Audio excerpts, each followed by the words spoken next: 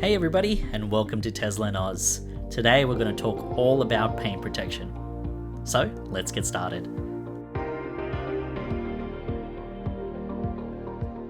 So hey everybody, and welcome back to today's session on paint protection. Now, firstly, what I'm telling you today is my personal opinion. I've owned many new cars, and I'm kind of going to tell you what I've done, particularly in Australia, to protect my paint against everything from stone chips to the hot sun, etc. I'm by no means a paint professional, but I feel like I know enough to get by. So for today's show, we're going to talk about three things. We're going to talk about, firstly, window tint. We're going to talk about wax and ceramic coatings. Getting into a bit of a grey area. And lastly, we're going to get into something real controversial. PPF, or paint protection films. And I'm also going to tell you what stage I'm up to when it comes to my own car delivery. So let's get started with our first topic. So let's start with our first topic, being window tint. Now, this one is pretty self-explanatory. I believe any car in Australia, particularly in this climate, should have window tint. What I'm going to do is I'm going to go with the standard window tint that's legal. I think it's about 35%, maybe wrong, or whatever the legal limit is. Here in Australia, that's what I'm going to stick with. I've had darker tints in the past. Look, it looks cool, looks amazing, but when it comes to driving at night, sometimes it's almost like, you're driving in pitch black. Particularly on those old country roads, you don't want to be risking anything. So just stick to the legal limit. That way you'll make sure the cops don't give you a hard time. You can see out the windows at night, and everything is okay. Now, as to what to expect to pay, I've had some quotes on my Model 3 to tint everything, all the windows, including the front windshield. I'm going to put some sort of UV protection. I'm not sure even if that's available, but from what I've been asking people, they say something is possible. And I'm going to be spending anywhere from $600 to about $700 to get the car tinted. I really think it's a must.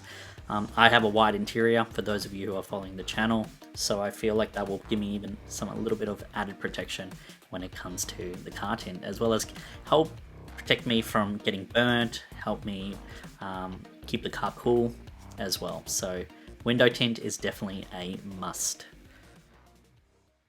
So now let's talk paint protection, an area that's quite controversial. So from my past ownerships of new cars, I think this is my 6th new car. I've had some cars with paint protection, I've had some with none.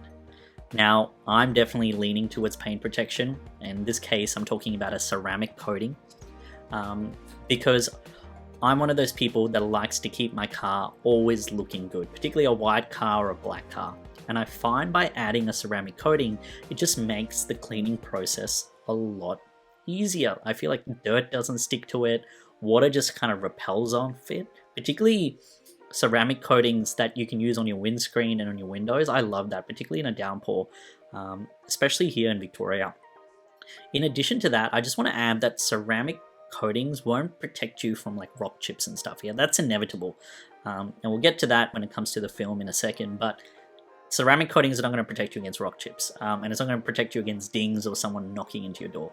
But what it is going to do is, I've noticed that it gives your car a nice little gloss finish, so it really makes your car glisten, and that's because these ceramic coatings are really essentially made out of, silica, which is essentially glass and, what you find in sand.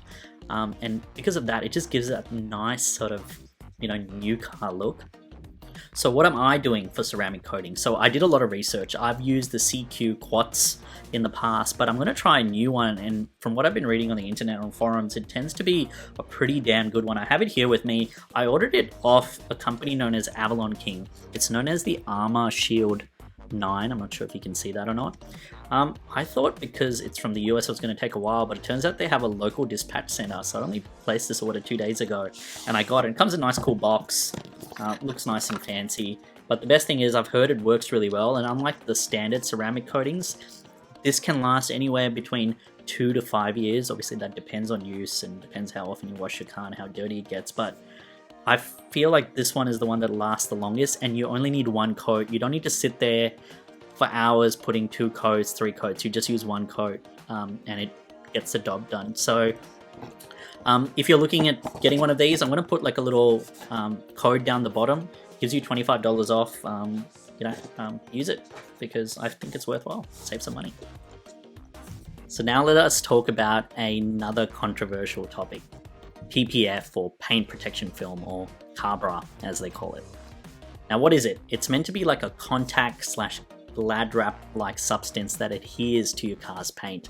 It can cover everything from the front bumper right up to your whole car. On the front bumper, it will probably cost you anywhere from $600. To do the whole car will probably cost you somewhere like $6,000. And it's meant to protect against people keying your car. It's meant to protect against screwdrivers being punched into it. Well, that's what what I've seen on the internet. How true that is, who knows.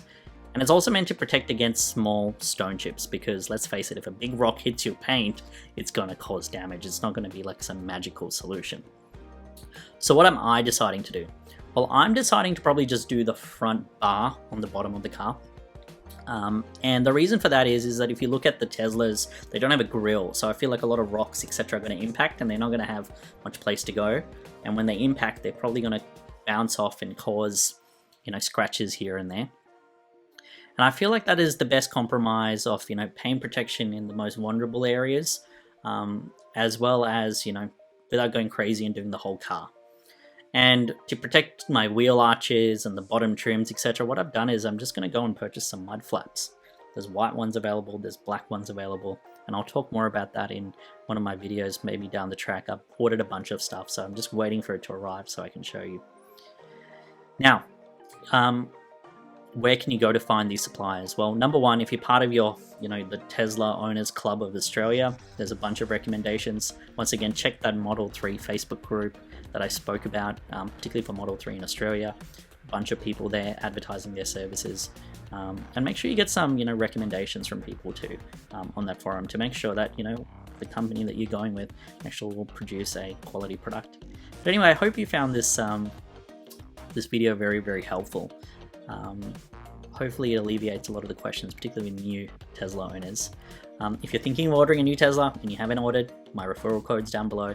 You get 1,500 kilometers, I get 1,500 kilometers, and help each other out. I actually haven't even had one person click on it, so if you can help me out, that'll be amazing. But other than that, take it easy, enjoy your evenings and or days or mornings, and I'll talk to you soon. Cheers, bye.